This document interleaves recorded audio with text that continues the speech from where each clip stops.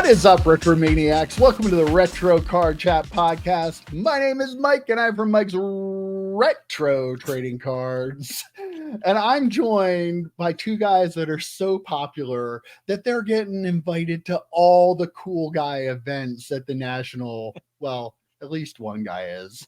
They are, of course, Joe Day and EP Eric Pahalik. How you doing, guys? What's up, boys? How you doing? Doing great. Wait, what cool guy stuff did you get invited to, EP? I didn't get invited to anything. I don't know what you guys are talking about. What do you? I don't even know. What is it? Yeah, I got those white. I got those Nikes like from last. Yeah, from the white party. The white Nikes that I got. But I mean, that's like your ticket to get into anything in the world. That's like your special pass. You're literally too cool for right. The funny thing is, though, like there are actually we've had people ask about us going to two different content creator events out there next week. One of them, I feel like, here's the funny part is, like, I feel like we don't belong to either group. Like, one of them is that, like, YouTube Hall of Fame kind of people that probably don't like us very much. Or don't know us. Or know us. Well, and the other ones they don't care about like the more popular people, and they definitely don't know us. And we don't really fit in anywhere. What are we supposed to do? Let us know in the comments. Should we go to either of these? I don't know. I'll tell you what, I'm pretty good at finding alcohol. Like it's kind of like a divining rod situation. So I'm pretty sure I can find us booze. And from what I understand, I don't think either one of those parties have an open bar. So what's the point? I don't think so. Like, I get to pay for drinks. One is at a rooftop bar and the other is at like an American Legion. So if we're going based on alcohol, I think it's pretty clear. I mean, EP will be going to the American Legion. I'll tell you what, though. Yeah, the Legion is $1.25 drafts, bro. Be cheaper, yeah. $1.25 drafts, yeah. But that checks out, doesn't it? Like the super, like, I'm very important. Don't you know who I am? People going to the rooftop bar, and then the Hall of Fame people who we kind of joke around about how they're, they're set in their ways and they're old school, are going to the VFW or the Legion. I mean, but we don't belong anywhere. Yeah, that's true. Listen, we can fit at a Legion, bro. Like the three of us can definitely fit in a Legion. We're fine. I don't know that the people there would really care to see us, but if we were running out our own Legion, maybe we'd be okay, that's an option. I'll look on Google Maps for an American Legion for us to rent out. So other than that, how's it going, boys? What's new and exciting, Mr. Popular over there? I saw you. Well, we'll talk about that in a second. What's really awesome is I survived the Beerfest. I survived, everyone. I did. Listen, you are in great shape considering. I think last year's Beerfest was one of those days, man. Maybe you were not. It was the winter Beerfest, and I was rough. I was really rough. Yeah. Is that the day we couldn't find him? I think that was 2 years ago. I think that was 2 years ago, Winter Beerfest. Okay. But I will say, I could drink a beer right now, but I'm doing stuff after this, so I'm not going to. But I could, which is kind of like a win, I guess. I woke up at like 8:30 in the morning. Oh my gosh! I was refreshed.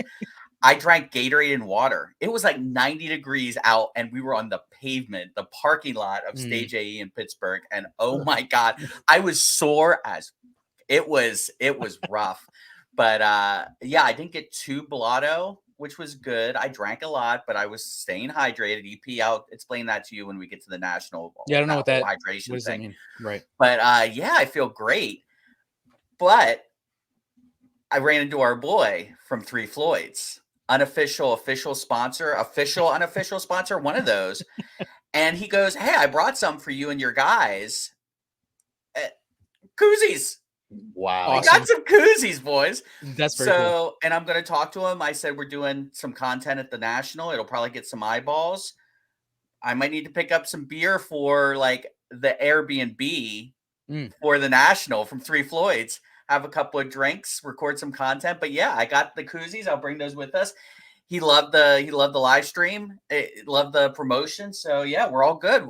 Unofficial, officially, unofficially. I don't know, but Three Floyds, man, still rocking us up. Yeah. I have a little bit of a business question here, though. Okay. Yeah. Other than the physical koozies that we have, what am I getting out of walking around the National advertising their company on that koozie while I'm drinking a beer at the National? We'll figure that out, Mike. We'll work through all of the particulars. That's a lot of people Yeah. that are going to be looking at that koozie, you know? Yeah. They're gonna be looking at that koozie thinking, what's that beer in that koozie? Right. Why does the beer not match the koozie? Well, I say we sneak some in. I mean, the security has to be pretty lax. We'll talk about that later. But it's probably actually heightened now because of Oh, that's what they'll stop. They'll catch you. Right, bringing a beer the beer. Right. But Oh. the night before the Beerfest, I was on a fun little live stream with some Marvel people. It was actually pretty great. Had a good time. 11 p.m. Eastern, because they're all like mountain and West Coast time zones. So it was kind of like you, Mike, when you were just going to start the live stream when I ripped that 6 boxes and go. I stayed for the whole thing. I was there until 2 a.m, I think it was, and had a really good time. One of the people in the live stream lives in the neighborhood I used to live in Pittsburgh. Oh, wow. Like, he's like, cool. Oh, we need to get together after this, do some content or whatever. But yeah, it's a Marvel person lives like literally a half hour, awesome. if that, away from me. I want to plug the live stream. Go and watch it. It's fun. It's like a couple hours worth of ripping boxes. It's Marvel Madness MCU on YouTube. So go check that out. And also, I'll put a link in the put a link below. And the other thing I want to plug for them, which is actually pretty fun, is they are doing character breaks for this product. So if you're a character collector and you don't care about the other stuff, you can get into like most of the character breaks that I've seen on YouTube and I guess on Whatnot, from what other people have told me. It's like, okay, you can buy the character, but if you get a sketch card from that character, you don't get it. That goes to the sketch card spot. If you get a comic cut of that character, it doesn't go to the character, it goes to the comic cut spot. Like, so you're buying Wolverine for a really high price. The breaker. Yeah. They're fleecing. Yeah, the breakers are. This one though, full character. If you get the Wolverine spot and there's a Wolverine sketch card, you get it. So I'm letting folks know if they want to check this out. Logicalbreaks.com. Check it out. Cheap character break. Have fun with it. I might even buy. I'm not even a character guy, but I might just buy a cheap character and maybe hit a jambalaya or something. I mean, there's some really, really cool stuff coming out of this product. So if you're interested, go to logicalbreaks.com. And I think the break is on the 17th. So you've got a couple of days. So go check it out. Yeah, that looked like a fun time. I watched from the beginning till you got done. Yeah. So I was, downstairs, so I didn't have my volume up. I couldn't hear everything. But what was the auto you pulled in your box? It was an Old Man Hawkeye auto. Oh, nice. And it was that's a story that it's really dark. The Old Man Logan story is like really dark and really like they're never going to actually make this into a Marvel. They did Logan, which was kind of loosely based on this. Right. It's some weird shit. So it's even darker than Logan. Like Logan is Logan is a Disney cartoon princess movie compared to the actual story. Oh wow. So yeah. So I think I might buy the omnibus of that and read it. But yeah, Old Man Hawkeye is a big character in that. And so I mean, it's not worth a ton of money, but for what I paid for the box, because I had that gift card from Dave and Adams and I had some rewards, I probably broke even on the box. So yeah, why not? Now, did you feel intimidated at all being around those crazy people? I turned that on. I'm like, wow, these guys know their comics. They know their comic stuff. And so at first I did, but first and foremost, all of them were great guys. Seem like great guys. They were really, really fun. None of them were going to the National because I was going to say we should meet up, and because we've talked about potentially opening up a box of Marvel cards at the National as a group. I thought it would be fun to have one of them like telling us like, okay, that's a good card, because some of the stuff you don't know, because it's like, oh, this is a tier 4 card. What the hell does that, what does that mean? What does, like, if you don't see an auto or an insert that is an auto or an insert, it's a little bit tougher. But once I got into it, I actually probably knew more about the product than they did, because they hadn't opened much of it yet. Okay. And some of them hadn't even opened any of it yet. So like I knew a lot of like the different inserts and the different parallels a little bit. So I was able to chime in. And then once I found out the one guy was from Pittsburgh, and the guy who lives in Utah actually lived in Pittsburgh for like 6 months. Like, oh, it's small world. So, you loosen up a little bit. I didn't have a beer because it was the night before the beer fest. I thought it'd be a bad idea to have a beer, but yeah, it was a really, really fun time. So go check it out if you're interested in any more Wolverine content. EP. I just had a moment where I thought, did you guys have a Step Brothers moment where like, did we just become best friends? Like the Pittsburgh guy? Did you guys? Very much. I thought that exactly as you say it, because he's like, dude, how do we not know each other? Like we have to go to and I'm like, oh man, is the summit still open in Mount Washington? We should go grab a drink at the summit. And yeah, it was like a really, really weird moment because that's awesome. It's nice knowing someone who wants to talk about cards in real life versus like sitting at a bar with just normal friends and starting to talk about cards. And I'm like, dude, really? Like, I don't want to hear about cards, so it was a funny moment for sure. Next thing we know, Joe's gonna be cosplaying as Beast from the X-Men. Beast, I wouldn't have to do. Why Beast? So, okay, maybe. Could you see him as Beast? Some blue paint. Yeah, that's all. Pretty much just being in blue. Paint. Yeah, exactly. Bam, done. Well, I'm gonna stay hydrated, so I'm gonna open up a beer. Beers are like 94% water, I believe, right? So at least 94%. So I'm gonna have a beer. But also. Last week I said about how I hadn't watched Joe's Star Trek video yet, and I finally watched it. It was amazing, but I want to make sure that people understand what we're dealing with here. Like this is a VHS tape. Oh yes, that is. So this is what the tape looks like, and if you look on the label here, what does it say? The Three Stooges. The Three Stooges. So there we go. Do you actually have a tape of the Three Stooges? I have 3 tapes of the Three Stooges recorded. Or did you convert our podcast into a VHS? I did. I also have this tape. Oh wow! 1999 NFL Draft. We need to do a live reaction to that tape. And look at the cover of this box, man. You talk about 90s. Look at that baby. Oh yeah, that is a high quality tape right there. That's hilarious. And I actually found some of the actual property that Joe was talking about. Like I have VHS of the property that Joe was talking about. Look right there. There you go. No. Everybody enjoy. There you go. No, that was not the property. Nope. One's good, one's Star Wars. I kid. Boy, that reaction. EP doesn't get any more excited than that. Yeah, that was fun, EP. Wow. I enjoyed that. Dick. Boy.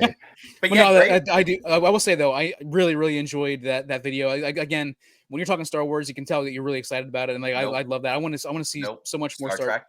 Yep, I want to see so much more Star Wars stuff. I want to know your favorite Darth Vader card, your favorite Yoda card. Just please, I want to see videos about all that sort of stuff. EP's is the C3PO, I believe. Is that your favorite card? Oh, wow. So if there was a filter I could put over him that made him into E3PO, that'd be oh wow. Oh, seriously though, it was a great video. We want to see more of it. It was a lot of fun. Your love of Star Trek comes through 100%. So it does. Even when I was talking to the Marvel guys, I was talking about like my Star Trek collection, and I could see my face because I had the thing on, and my joy just talking about Star Trek, even to Marvel people who were like, "Oh, he's a Star Trek fan. What a nerd." That's probably what they're thinking. That's I'm what fine I with thought. We all live in the same universe. Check out 3 cards. Yeah. This week. That's all I'm saying.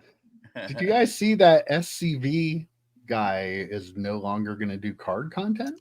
I saw a headline. I wasn't sure if it was a clickbait or I didn't know if it was. No, I didn't actually watch it. I mean, he claims it's actually. I actually watched the video.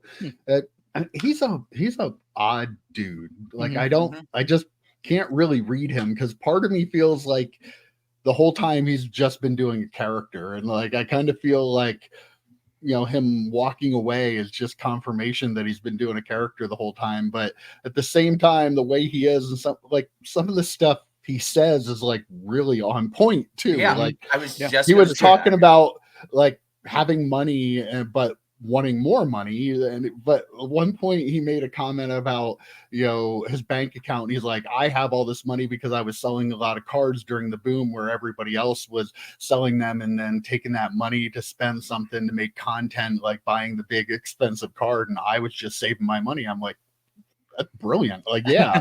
So I did watch it. And I guess he is done, but it'd be cool if he came back as another character.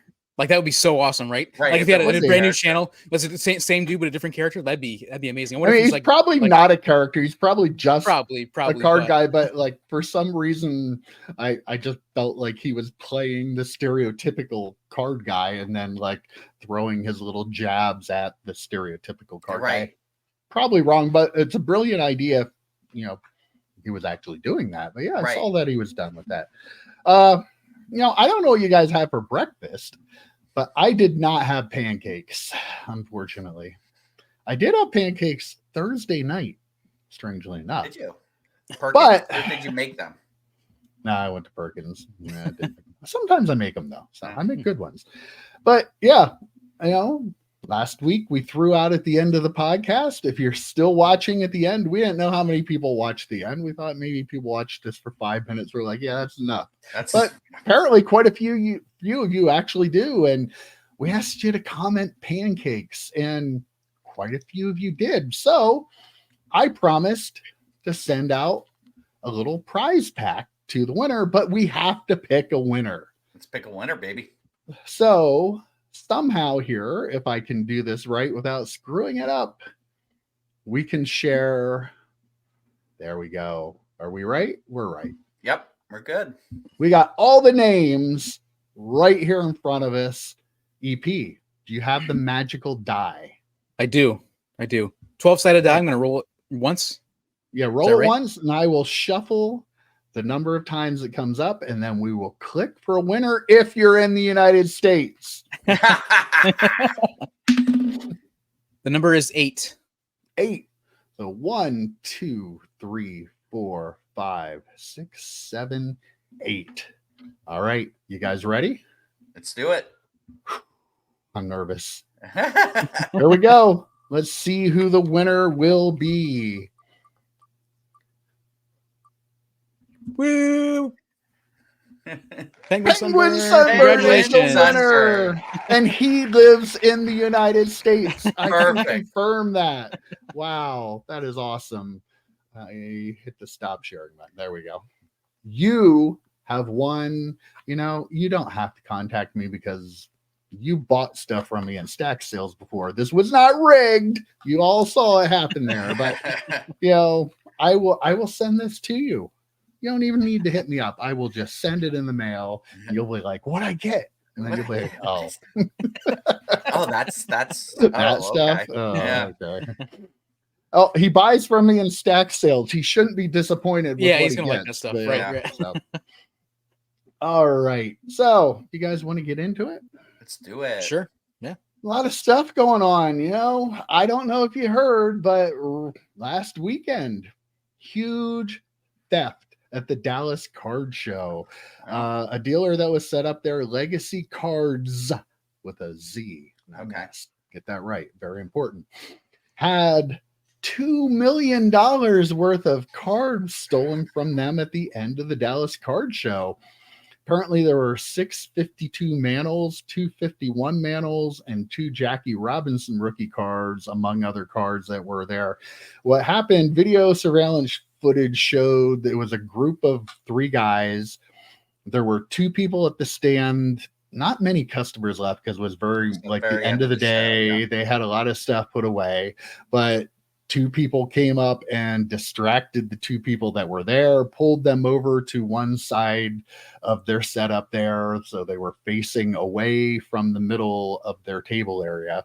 And a guy who had been hanging out there, stacking up chairs for apparently like an hour, just kind of casually walked over with the chair and then reached down, picked up one of the cases there, one of the like Zion cases full of all these cards, and casually walked off with it. And so far, nobody's been found. I know the Dallas Card Show themselves have been putting out like they've been posting. I have a little aside here, but they've been posting video footage on their social media accounts, but not really pointing out who it is you're supposed to be looking at. And they're showing children and stuff without blurring their faces. You guys need to do a little better with how, like, I don't know what you're doing. You should really blur out the other people and show the person you're looking at, because there are a lot of people in the comments like, what am I looking at? Who am I looking at? Because the guy, like, they showed him coming into the show, he was on the far right, like kind of almost out of there. And there was another guy that's like front and center. So, like, the appearance of somebody who's watching this, you're making it seem like that guy was the guy who did this. He had nothing to do with it. And there's a kid there too, just a little strange. They need to do a little better with that. They need to ask the police to help them out. Like, the police would know what to do in that situation. Like, I mean, it sounds like they're doing it themselves, probably. Like, it seems like it. Yeah. They're just randomly throwing the clips out there and not letting people know what it is they're looking at. So do a little better with that. But yeah, I mean, it's kind of crazy how just very easily can walk over and casually. This had to be a planned out thing. Oh, yeah. I mean, it was well organized, and they knew who they were hitting and what they were taking, where what they were taking was, and just a little crazy how easy it looked for them to pull it off that way.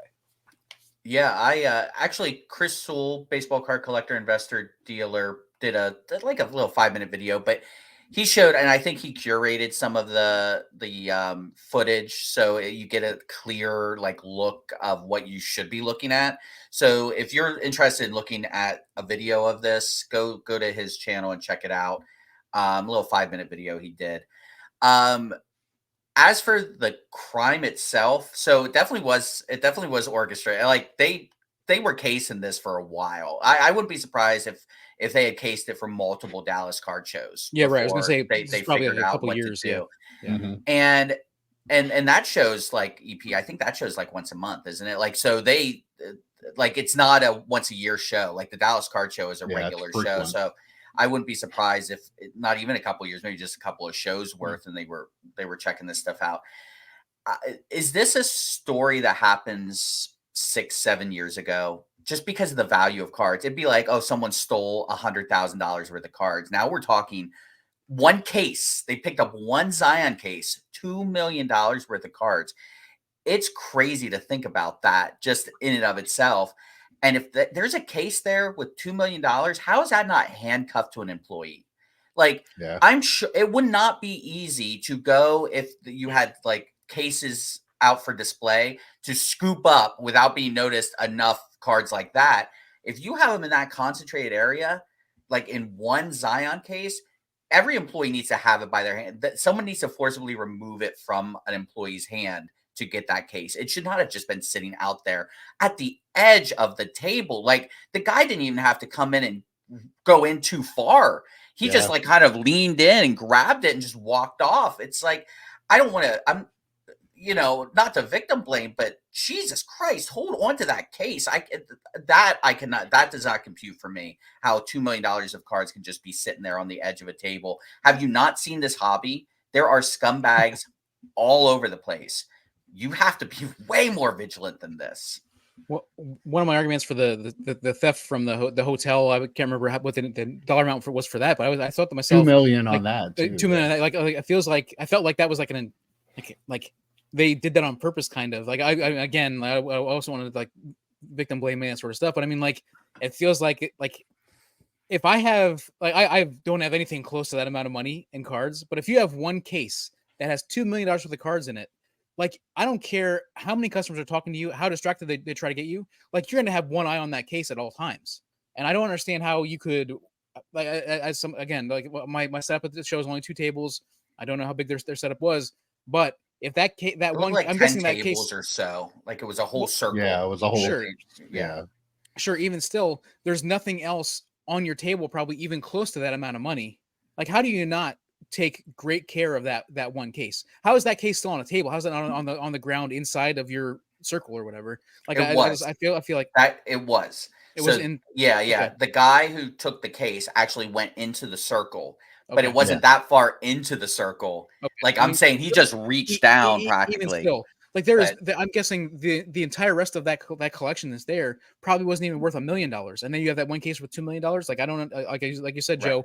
How is that not handcuffed to somebody? How are you not carrying that around yourself at the end of a show just to make sure you don't lose it? Like I feel, and again, it's horrible. I would never want this to happen to anybody. But I feel like if I had $2 million worth of cards in one case, one singular case, like I would take much better care of it than what happened at the show. And that's where like the people that are saying, oh, it's an insurance scam and stuff like that, that's why they do, because they look at that video and they see how easy it was and stuff. And I'm not saying that I believe that. I feel like the dealer was just, I mean, he realizes he did something really stupid and ended up getting, but if this was an organized thing, he must have been stupid quite a bit before, because they clearly knew. Well, I mean, not to be, I mean, I completely agree with what you're about to say. You're laughing down well, there. I mean, but, I mean, I'm not trying to be mean, but you know, if you have that laying there and these people orchestrated this, they knew you did. So that means that you've done it before. There's a pattern there that they were relying on to be able to come up with this plan to take it that easily. So either the people are right that it was an inside job and it's for insurance thing. And I'm not saying that. I'm just saying there are people out there, a lot of them saying that because of how easy it was, or else you've been kind of negligent for a while. I don't want to victim blame either, but like, I can't imagine the rest of us that would never have $2 million in cards, I guess, don't know what it's like to just leave them laying around on the floor. It doesn't sound like something I would ever do, but at the same time, I don't have it, so I can't really say for 100% sure if it was the end of the show. And like the guy was gone from the table too. I believe they were his sons that were there, but just, I mean, very, very noticeable when you watch the video. Like they pulled them both over to one side and were like showing them stuff and making sure they were looking away. And they were like pointing at things out, you know, like, oh, what if I go this way? You know, like it was, it was very orchestrated. But that makes me wonder, why was it that orchestrated? How many times has this dealer done this and was just ripe for the taking? Like, again, I've never had $2 million in cards in a case. I'm never going to, so maybe it's not fair for me to comment on it, but I would like to think that I would not leave those laying around, especially at the end of a show when things are being packed up. And I don't know, just hard to say.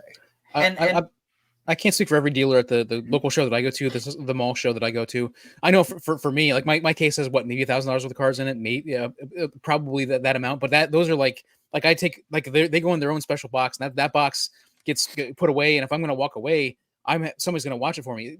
And pretty much everybody at our in that little area that I'm in, the same thing. Like I got to go to the bathroom. Hey, can you watch my table for a second? And even the one guy next to me, Rod, who's got just a crazy amount of stuff. He's like, hey, I gotta run. Can you watch my table for a couple minutes? And like that's a really good. It's important to be friends with those people. I'm not sure, like you said, it was circle. So there's maybe not other dealers around him, like behind him or next to him or whatever, that could help watch the table. But I feel like, at least in my case, which is very much smaller case, other dealers are helping to watch other people's tables and make sure stuff like that doesn't happen. And I feel like in this case, like, well, it's crazy to me to think that nobody else saw this happening as well. So I think the issue was it was the very end of the show, and there weren't many people there at the time. There was a dealer. They're kind of separated though, EP. Like they're in like a little, like a rectangular space with tables all around them, but it's like then there's a walkway, then the next guy, then the walkway. There's like a walkway on all four sides. That was when I first saw the story, I'm like, how can that happen? But seeing the video, like it looked like the one dealer to their one side was completely gone. There was nobody to either of their ends. There was somebody with their full setup right next to them on the other, but there weren't people walking around. And like, that's why the guy was just, there were only a couple people walking around. So. But it's also a card show, so it's probably not surprising to see somebody walking around with a Zion case Like if you see Right. someone in case it's Absolutely. not a big, that's like the guy looked natural. Like Right, he picked it up and just walked like he owned it. And it does sound like we're like the three of us are victim blaming. Obviously, we feel all horrible for the think guy. what happened was Yeah. reprehensible, and the Yes. people that Awful, did it are absolutely, scumbags. Yeah. But you have to prepare yourself knowing that there are that many scumbags out there that would do this, cards or otherwise. There are just so many terrible people who are looking to screw someone over. So just all we're saying is be vigilant. Like EP said, even though it's a much smaller show, make sure someone's watching. And if something seems fishy, like the poor sons who were watching the tables while he left, but if something like as soon as I see the second guy come over to basically distract my brother or whatever, my instinct is, hey, sir, I gotta go and watch the table. Like someone should at least flash your eyes and see and look at that case. Right. Like that case that has those cards in it. Like if I'm talking to somebody about that, I'm like constantly doing one of these. And there's a point in the video, like before he took it, where he took a step in and the one son turned around and he like stepped out quick. So the son must not have seen him, because that would have tipped me off a little bit too. But one of the things talking about this are a lot of people I've been reading saying, oh, well, they're never going to be able to sell those cards now, though, because there's a good article on Sports Collectors Daily about the black market for this kind of stuff. You can sell it. Like, don't think that, oh, well, people know these cards now, nobody's going to ever be able to sell those. There are people out there that have money to buy things, that want this stuff at a deal, that don't care where it came from. Right. And they will buy it. So if this is an organized thing, like amateurs will try to sell them to a pawn shop or a card shop, but people that really know what they're doing, that do this stuff, they take it and sell it on the black market. And from what this article said, there are plenty of people out there willing to pay for this stuff to have it. It'll go in their collections. They'll be happy to have it. They don't care where it came from, and nobody will ever know they have it. They enjoy it. Believe it or not, there are people that collect cards that don't have to share everything they get on social media and go, oh, look at me on their newest YouTube video. They actually just collect cards and have them there, and people don't even know they have them. So yeah, that part of it I did find interesting. That was a great article about, like it wasn't there wasn't an ultra modern 101 that everyone knows about too. Like they were like mantle cards, which yes, they are very, very valuable, but I've even held a 52 mantle. Like, so they are out there, they are gettable, and it wouldn't be shocking for someone to be able to even crack it out of the case and 3 people down the line try and resub it to another grading or something. Like there are ways to get around it. Like people steal shit because they know they can get money for it. Like they're not this, as you said, Mike, this setup was so orchestrated. There's a back end plan to what they're doing with these cards. They're not just willy nilly. Hey, let's steal some cards today. I guarantee you there was something already lined up. It also feels like they've probably done it before too, right? Like this. I mean, it seems like I haven't seen the video myself, but it sounds like it's way too good of a plan for them that probably not watching Heat before, EP. It was like, holy shit. They knew exactly when the bank manager was on break. Like it was wild. It was absolutely wild. And one of the things that article said in there, these buyers, like they're happy to get the PSA graded stuff because they know it's real. They will crack it out. They don't care about the grade. They just like knowing that it was authenticated, that it's real. What they're buying is real. So I don't know. I'm guessing there will be a lot more come out about this, but you never know. And I'm guessing security at the National will be high. Oh, dude. Well, high. Yeah. And speaking of the National, did you guys know? Listen to this idea. This is absolutely brilliant. I'm shocked. It's a Tops.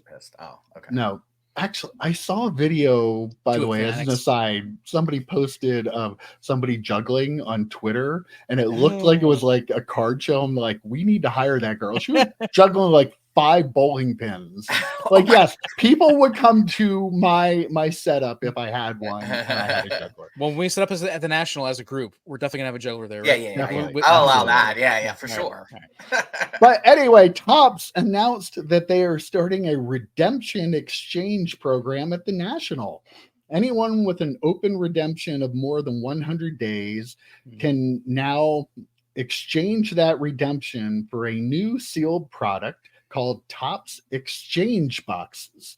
The boxes have one autograph card in them each, and they are all from previous redemptions that have expired that are still, all of them weren't claimed. So this is pretty much what they have laying around in the back office, the redemptions will be worth anywhere from $50 to $7,500, and you get one box per $100 of redemption value with a 10 box maximum.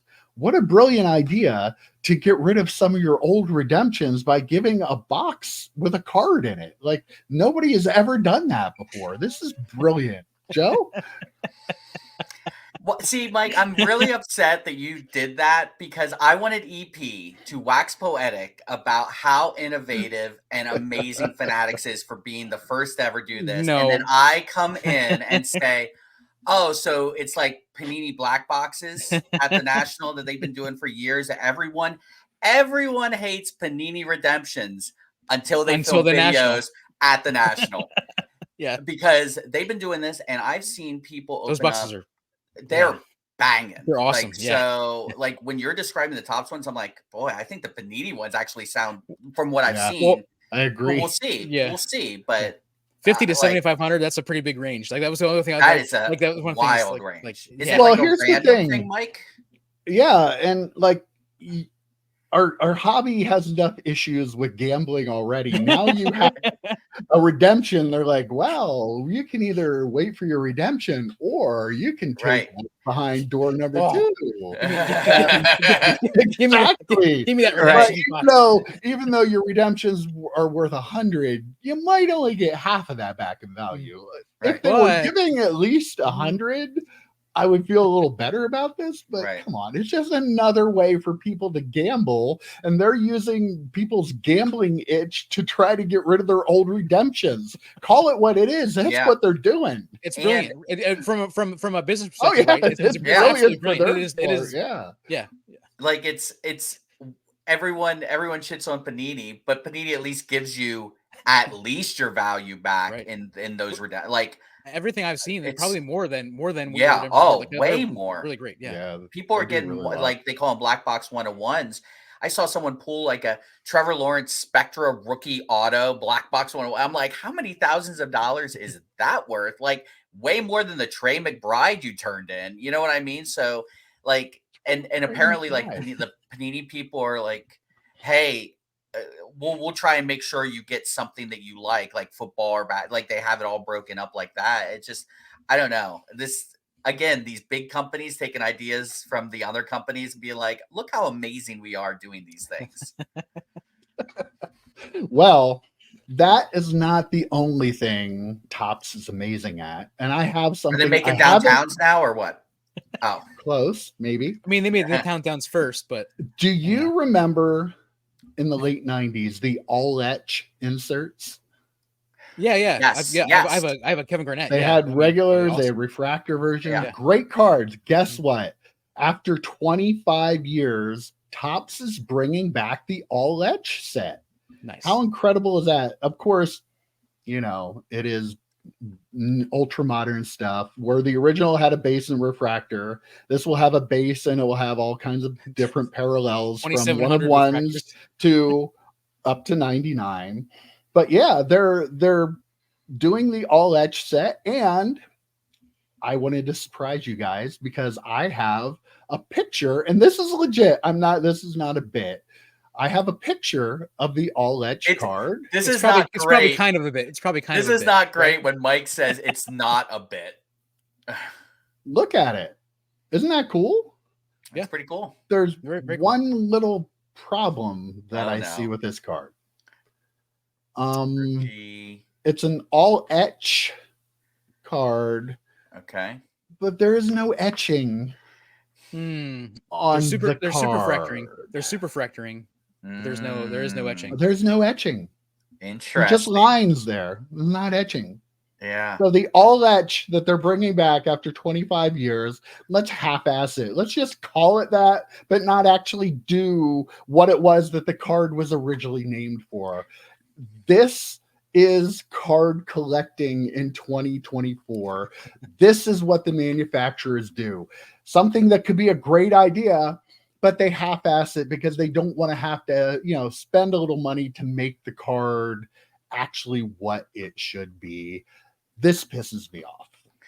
So I just threw my notes. Oh no! Now the podcast is ruined. We don't know what's going to happen for the rest of the show. Everyone, baby, let's go. Thunderdome in here.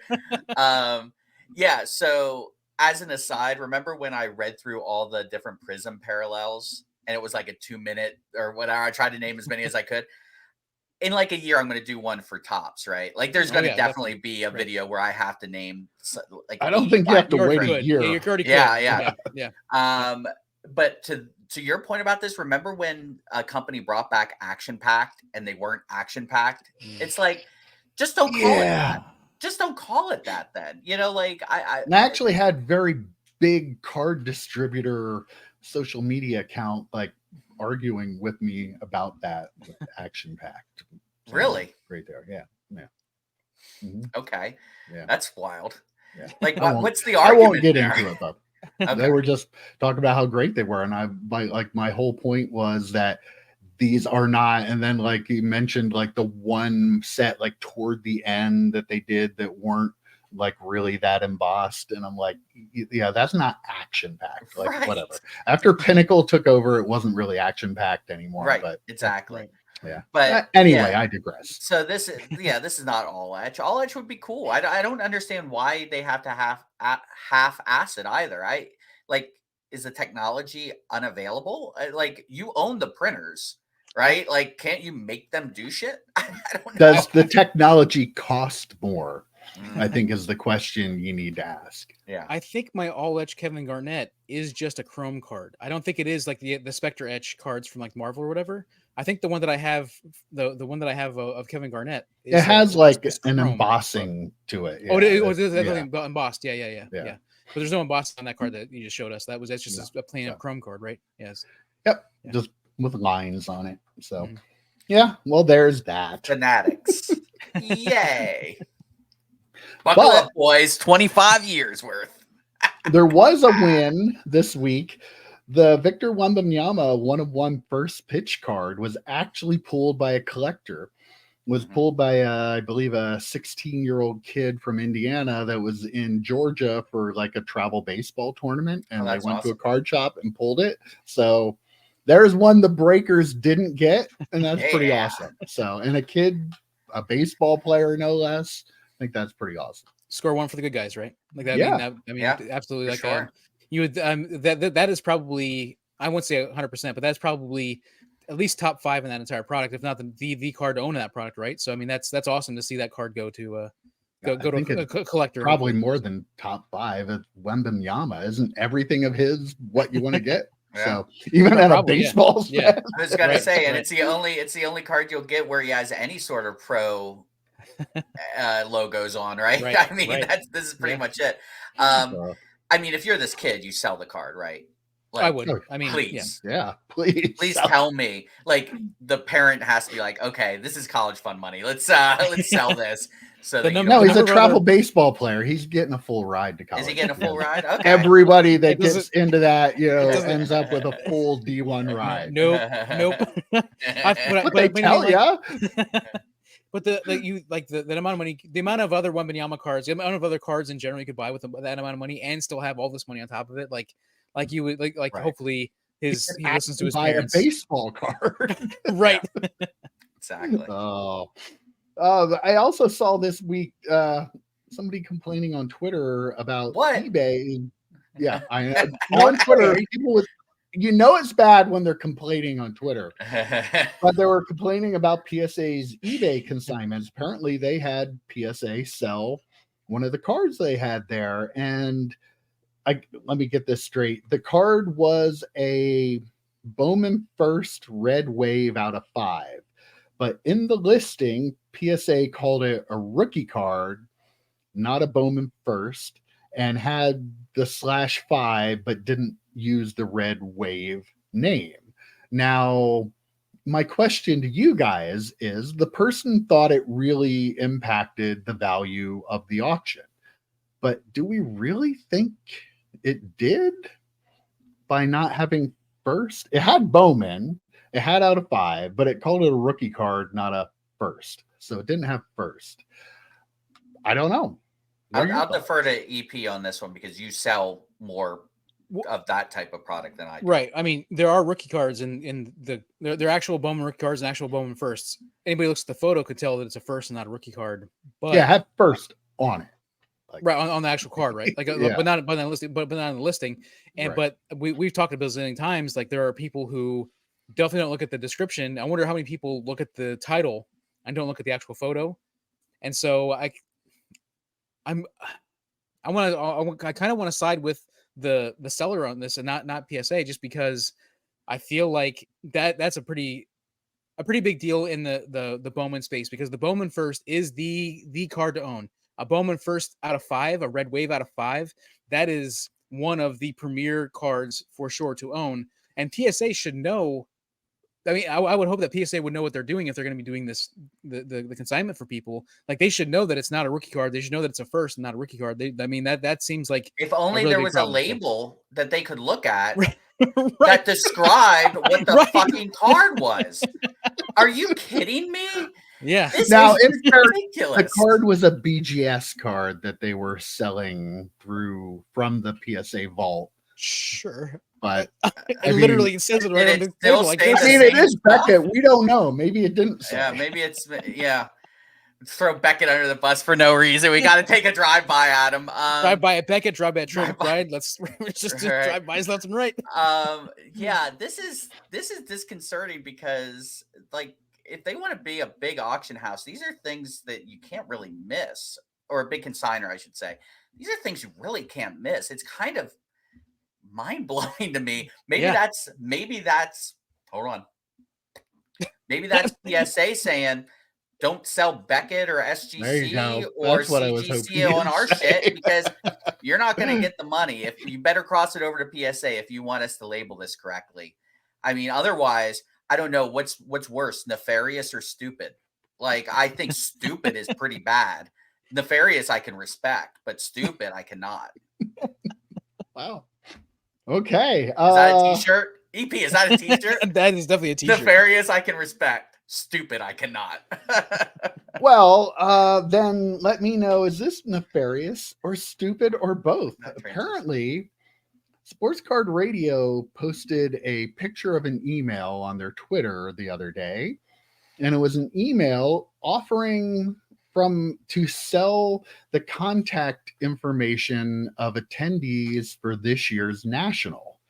It was from a marketing firm that they must have hired to collect this data, and the national are apparently offering our contact info to people who are willing to pay for it. I mean, I waiting for EP's thoughts, because he told us ahead of time he has a lot of thoughts. This is crappy. It's icky, but then again, this is the world we live in. I mean, the contact info is pretty much sold by everybody for everything to sign up for. So, I mean, it's awful, but I don't see it as that big of a deal because everybody does it. But I want to hear EP's thoughts. Yeah, I mean, I love when we're talking just now. I looked up to check the time to make sure we were far enough into the podcast. Like, I could cuss. Good. Yeah, well, I'm not going to cuss, but I was going to use a really, really, really bad. I call these people a really bad word. The thing is, darn. Yeah, I was. But anyhow, like a really, really, like, word I shouldn't say. Okay, we all know what sure. We all know exactly. what you're going to say. Exactly. Okay. So that, I mean, that's how angry I am about this. Although I do agree, like Facebook sells everything. If you're on Twitter, if you use Amazon, like, everybody knows everything about you for sure. It just feels gross because I bought my ticket, and to this thing, and there it is. But also, it kind of fits in with our skeezy, slimy hobby that we do. Like it's 100%. Like of course, these people that are running a giant card show are also doing giant scammy type gross stuff. So yeah, I'm upset about it. But also, I'm like, of course, and I'm how it okay is. with it, so yeah. Anybody you give any info to any company, you can count that they're collecting it and they're going to sell it because it has value. And if it has value and a corporation can make money, they're going to make money. I use Gmail. I use Google Docs. I have a Yahoo email as well. All that. I mean, that's all. This stuff's all free. They got all of it. Yeah. He also has a AOL email still as well with that. Yahoo. I do. I've never had AOL. Okay. I can say my mom still has an AOL email. Does she really? Oh wow. I think I have an MSN email somewhere. I think I do too. Yeah, like when you first hear something like this, at first you're like, that's such an invasion of private, like you get, and then you're like, well, wait a minute. The only reason we care is because they happen to send an email to Sports Card Radio, right? Like we all kind of just assumed that this would happen. Like I sign up for Beerfest and then I get a bunch of emails from beer distributors. And that's not imagine that. So it's like, it is what it is. People are selling information left and right. It's like, I don't know if there's anything when you buy the ticket where it says this information may be sold. That then could be an issue. Like if they're probably in there somewhere. It's probably in there somewhere. And we never read it and we click OK and we hit submit and we pay for our ticket. I mean, it is what it is. Not much more needs to be said because we should be used to it by now. This is the year of our Lord 2024. I mean, this is how shit happens. All right. Well, I got an Instagram message from our old buddy Ziggy No. Yeah, Zig. And Joe, you wanted to talk about this. Joe, you are the resident conspiracy theorist on the panel here. I love when he puts his helmet on. It's like Juggernaut's helmet. Like it is the most giant conspiracy helmet ever. Yeah. Oh, but Ziggy, you sent me a link to an Instagram account, which was DTG and then a whole bunch of O's. But apparently, I don't know what it is. But so apparently showing somebody using a CT scan to look in a case of Flawless to find if there's a Logo Man in it or not. Okay. Now, I said to Ziggy, how many people have access to a CT scanner? It seems to be like not something everybody does, but the more I've been thinking about it, maybe I'm just closing my mind up to this and I need to be more open to the possibility because we always talk about if there's a way for somebody to rip somebody off in the hobby and make money, they're going to find a way to do it. So, I apologize, Ziggy, for having my initial reaction of like, come on, bro. Like, really? But Joe. Yes. What would you now? Let's get EP's thoughts. Yeah. First, Okay. And then we'll send it to you because I'm really interested. Okay. All right. Yeah. I was going to ask if I could go first, just because like the hospital in the town I live in, that is kind of like it's been there for a long time. Kind of the town is kind of built around it.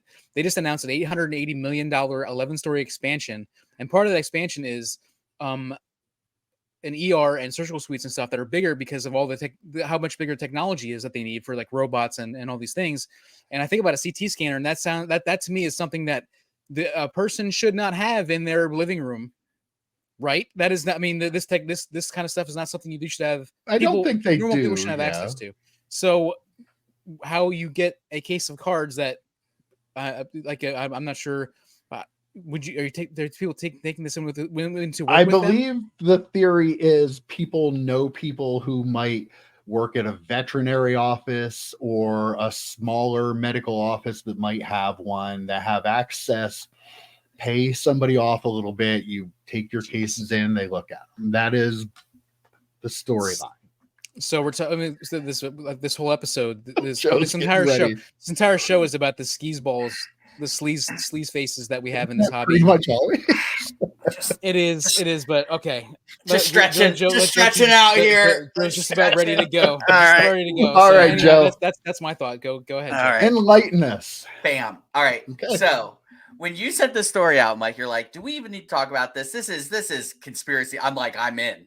I knew you would be. So I told Ziggy that too. So number one, paying off a vet to scan something is not out of the question.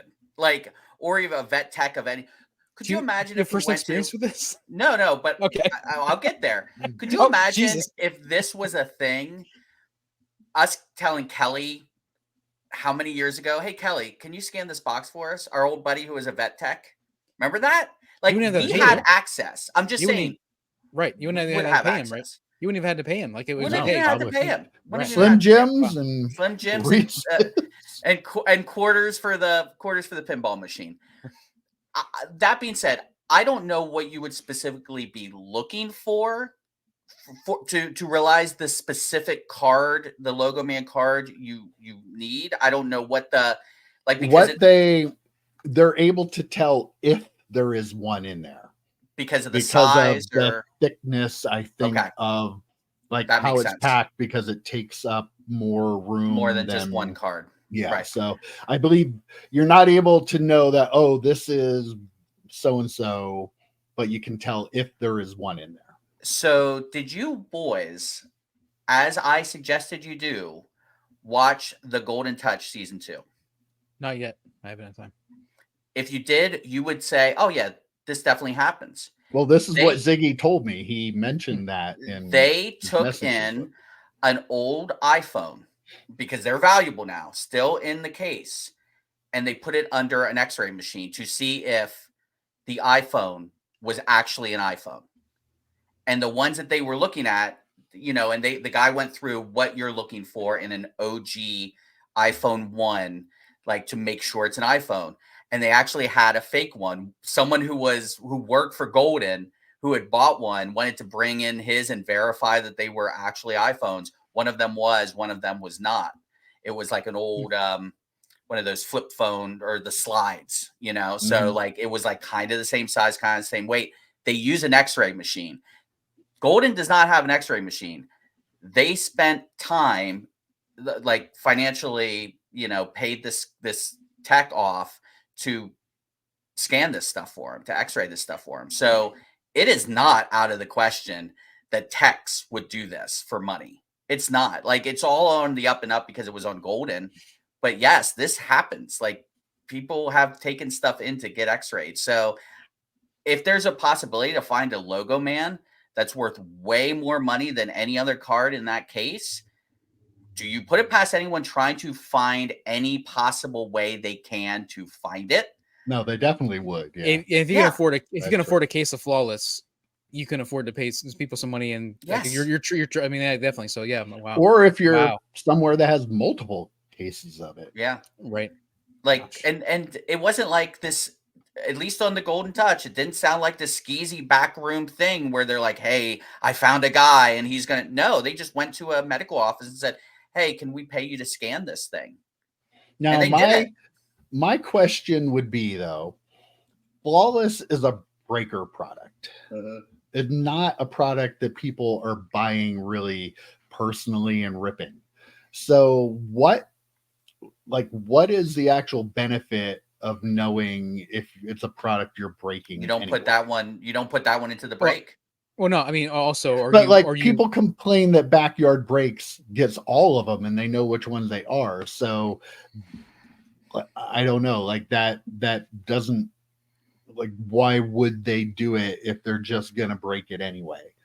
I feel like it's somebody who buys a case and they scan it, then they keep the Logo Man box for themselves, sell the other boxes as individual boxes for, less than what they were maybe going for a good price, but then you're still getting the Logo Man, you're still getting the best card out of the entire case, and you're selling the other stuff. That's how I would feel like they would do it. So right, that would be my suggestion of what possibly is happening too. Like, if you rip open a case of something and you weigh the boxes, like, you know what I mean? People have been doing that for years, and then they sell the rest of the boxes. That's why I don't ever buy on eBay. Ever. Nope. Don't ever buy boxes on because eBay. someone got what they got and then they were selling the rest for at cost. So you're like, oh, this is a good deal, or even a little bit above. But yeah, like I agree with you, Mike, in terms of it being a breaker product. So it wouldn't make sense if they're going to break anyway. But then at the end of the day, maybe because some of the other breakers aren't pulling Logo Mans because they're holding those cases back. I don't know.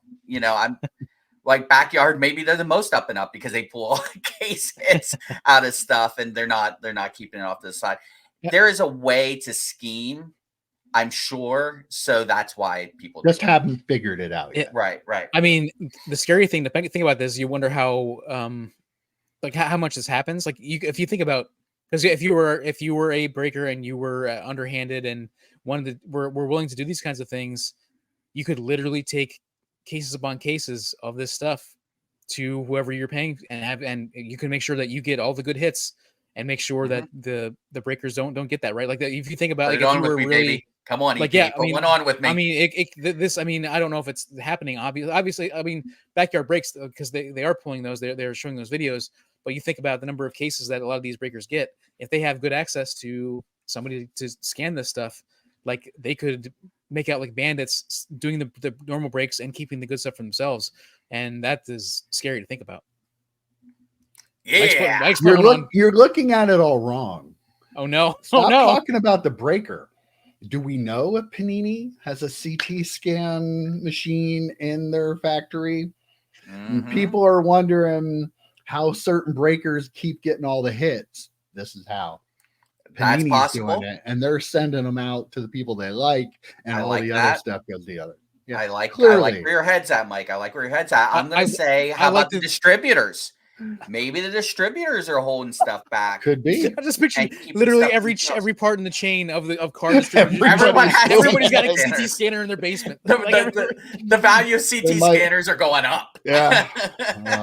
CT scanner. The producers are like, oh my gosh, look how many we're selling. What's going on since 2020? Guys, they're all. Before this airs on Monday, I got an idea. Let's buy stock in the biggest CT scanning company out there. All right. Come on, let's all pitch in like $500 and buy some stock, because that shit's going up once we influence this. Once people start putting these on and realizing how important a CT scanner is to card breaking, through the roof, to the moon. I sure hope that we see a bunch of YouTube videos this coming week with people doing this, putting on the helmets. I really Joe's doing it. You know they're gonna, because he's biggest influencer on this panel. Big time. All right. Well, I saw this question the other day, and in keeping with like the don't buy on eBay, I thought this would be fun to discuss and follow along. If you're still watching, let us know in the comments what you would do. I saw somebody, they bought, this could be any product, but I'll use the specific example. They bought 12 hangers of Prism basketball. On the second one, they pulled an orange Victor Wembanyama. Okay. He went on Twitter and said, I pulled this in the second one. I have 10 left. Do I keep ripping or do I sell the other 10? Now, he doesn't know for sure whether or not the other 10 have anything in it or not. The odds of getting another orange Wembanyama are pretty low, but non-zero. What would you guys do? And is it unethical if you sell the other 10? So are there other like is orange like the retail exclusive thing? I believe so. Okay. That's what's exclusive to the hanger. So that's probably the most likely like hit to pull out of it. Right. But if you pulled one already, you're probably not as likely to get another, though you could. There would be other like harder to get, right? The goals and the black, like out of 10s, out of 1-on-1s, but they're going to be super hard to pull, right? Kind of deal. Yeah. I mean, I opened my famously first box of Picard, right? I got the Patrick Stewart. Now, if I wasn't trying to put a master set together, what's my obligation, right? Do I? Oh, hey, I pulled the card I won. I have 11 other boxes here, which still could have cool stuff in them. And some of them did. Some of them had other cards worth $200, $300, $400. Like, so what's my obligation? Like, is this guy thinking, well, if I sell them, I'm going to put in the description, I bought 12 of these and already pulled the Wembanyama, right? No, he's not going to do that. No, and it's also, he shouldn't. He didn't buy a sealed case, did he? No. Every one of those others, if they were coming from different cases, could all have one. You really don't know. I would say if that's a card you wanted and you have no problem selling them at cost or close to, I suspect after fees, you're not going to make a ton of money on top of them.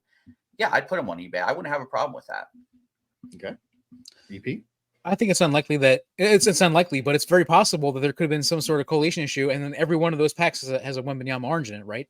Like you don't know that. Mr. Positive. So, no, I'm just saying, like from that perspective. Yeah, for me, it's possible. For me, I already like when I'm buying cards now, especially like stuff to rip. That is an experience cost. That is not me trying to make money. So I'm buying that to do the rip because I want to have fun. I want to rip cards. That's how you have to look at it right now because the stuff is so expensive. You have to look at it as an experience. So I'm going to rip all those packs. Like I'm not going to even think about selling the other packs. I bought these to rip. I want to rip all of them, and that's that. I don't have a problem with the seller selling them, and there's absolutely no reason to say I pulled a Wembanyama orange out of mine. There's no reason because again, there could be it would be outrageous, but there could be a problem where you said this was optic. You said this was optic. Prism. I was going to say there could be a case hit insert. There could be a gold out of 10. There could be like one of the most prized cards. That's why people buy packs anyway because of what could be in there. Right. So I mean, do whatever you want to do, but from my perspective, when I'm buying stuff like that, like I'm buying it to rip, and it's awesome. I got that in Wembanyama, so like essentially all the packs are paid for with that Wembanyama, bro. Right, and the rest are all I can just do whatever I want with the rest of them. But I have no problem with him selling them. You don't need to explain anything to anybody. Just sell them as though they were being sold on the shelf at the store. Like there's no problem. No ethical. And let the buyer hold the responsibility, like you said earlier, Mike, about don't buy boxes on eBay because they could be if you're opening from a fresh case, that something like this could happen. As a buyer, you should kind of know that too. You should be cognizant of, maybe someone weighed all these. Maybe someone knows the serial number and there's some sort of scam there. If you're willing to buy something like that, it's completely possible. You should know it's possible for you to get scammed.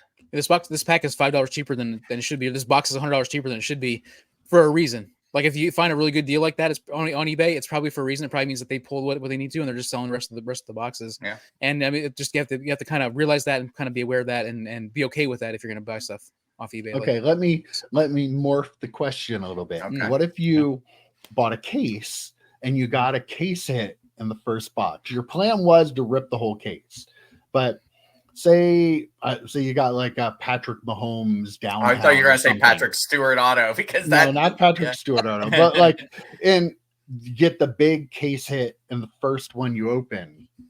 Is there? Are you dirty if you're selling the rest of the boxes then? I'll go for it. I mean, there could be Patrick Mahomes auto in the next one. There could be the Justin Herbert auto. There could be, it's the Family Guy. Well, why don't you take the boat instead of this box? Well, there could be a boat in this box. I mean, you don't know what's in the next one. I watch these guys Silver Sport all the time. I know our buddy Mike Jones and I both watch him quite a bit. And he opened up, I think it was 10 optic blasters, kind of more for the original question. And he pulled it downtown. He's a huge downtown collector. And he pulled it downtown on the second one. And Chuck, his buddy, is like, sell the rest. What are you doing? And he goes, well, there could be another downtown. Maybe there was a collation. So he ripped all of them. But if he would have said, you know what, I'm going to stop here and sell the rest, I wouldn't have a problem with that. Same thing with the case thing. If I pulled the case hit, that doesn't mean there was only one card in that case worth opening up a box. I mean, it is ultra modern sports, so that's probably the case regardless. But maybe you get a case hit that's worth what the box is worth or what the case is worth or whatever. But there could be autos, there could be colored rookies, there could be a bunch of different stuff in there. So no, I wouldn't have a problem with it. I'm gonna take a sip right now because you guys know what I want to say here in a minute. I do. So, I'll take a sip now. Back in 2012. Oh, there we go. I bought multiple cases of cards, and I actually did really well. I got a bunch of Bryce Harpers. One of the products I bought was 2009 Signature Stars from Upper Deck, and it is a really cool set. Got a lot, has tons and tons of autos, jersey patches, all sorts of stuff. I pulled multiple Bryce Harper autographs out of it, And my thought for that product was I was gonna buy it, open half, and sell half the boxes. I was gonna take my time opening the boxes. I ended up opening the whole case because I did so well. But like the bottom line is I pulled a bunch of Bryce Harpers out of the first half of the box, and I pulled more out of the second half. Like I really I don't feel like I feel like especially on the case level, a case hit. Yes, it's a big deal. There might be 2 case hits. It's probably pretty rare, especially now with, I'm guessing the collation is probably a little better than it was back in 2009. But I don't feel like you need to disclose that information if you're just selling the boxes at the market price. I don't feel like you need to disclose that. You're just selling boxes of cards. So if you're trying to oversell or something like that, I don't have a problem with that. Personally, though, again, if I order a case, I'm probably opening the case. Just I'm especially at this point. At this point, I feel like you're. And I would too, EP. I mean, yeah. It's kind of like, again, it's entertainment value. You kind of built that into your expectations when you're spending that kind of money. You kind of have to at the way the hobby is right now. Our buddy Justin Spidey Hits, when he opens up a box of cards, he says every single time, he goes, once the seal is broken, the only value is a good time, or the only guaranteed value is a good time. Right. And that's pretty good statement. That's a good line. Yeah. So, I mean, if I would have opened up box 12 as box 1 in my Fleer Ultra and pulled the Wolverine sketch, I'm not going to be like, okay, I'm done now. I'm in it for a good time. So, but we're different. I think the 3 of us are pretty different in terms of that. Like if we bought a case of cards, we know we're going at it. We're going to have fun with it. But people who are just buying stuff to make money, they open up the first box, get that sketch card or get that Drew Jones auto or something like that. They're probably thinking about selling the rest of it because they made their money on that. And then all the boxes that they sell sealed are now their profit. Right. So that's and it's not a bad business decision. I just don't know if it's, completely on the moral up and up. Well, I have a crazy scenario for you guys then. Like let's say this channel, let's say something crazy happens with this channel. We have enough money to buy like a case of like 1998 Fleer, like 1998 metal basketball or something like that, right? So Vince Carter, we're a little short of that. So we're quite a bit, sure. But I mean, like we're talking like PMGs, all that sort of stuff. And so we buy a case of this with Vince Carter's rookie card. For some reason, that just popped in my head as the set that we would spend the money on. Let's say 96 EX. Skybox EX. Kobe Bryant rookie year. We pull the Kobe, like essential credentials, the very first box. Are we as a channel going to open the rest of the boxes, or are we going to sell the rest of the boxes? No, we're selling the rest of the What are you guys talking about? No way, dude. We got to open the rest. There could be more Kobe's in there. There could be more Kobe's in there. No, they're 2 cards a pack, aren't they? I won't fight you guys. 2-1, you're outnumbered. Yeah, 2-1. There's no fight. 2-1, and I'm a central PA, or I have guns. Well, can I point this out that if we want to, grow the channel enough to be able to buy that case, we're going to have to stop doing card content, because I don't think anybody doing card content is coming anywhere near the amount of money, even Jeff Wilson. Yeah. So, I think maybe we might need to, I don't know, do like Mr. Beast kind of stuff. Yeah, right. But Mike probably already mentioned this, but if he didn't, just a reminder, comment below, what would you do? I'm actually curious what everyone would do in this scenario. I was going to mention that before I got sidetracked by somebody else throwing their new scenario out. Sorry, that wasn't on my list. We can afford EX 96. Holy shit. Well, before we wrap things up, I wanted to bring up this point that I saw. We made fun of EP pretty hardcore not too long ago for guessing Caitlyn Clark was one of the most graded deserved cards. EP, you can admit that. Deserved. Sure. But I did want to point out here that PSA let it be known that Caitlyn Clark was the 4th most graded professional basketball player in the month of May. Now, she was still only 12th overall, but she was the 4th most graded basketball player. And who knows, when she gets more cards out there, she might be. Right. But so, we like to laugh at EP quite a bit, because just what Joe and I do. We have a lot of Yeah. fun doing that. Yeah. You guys should enjoy it too. Everybody make fun of EP. Leave a comment. Making fun. No, don't do that. The EP army's going to come out and defend him to the I death know. now. That's why I'm doing that whole thing. But yeah, she was the 4th most graded professional basketball player in May. A little bit That's of awesome. That's wild. Yeah, definitely. Before EP takes his little victory lap here, right? I do want to not say, really a victory. Yeah, it's not, number one, it's not a victory lap. But number 2, the reason we made fun of him, or at least I did, was because she was in like one set.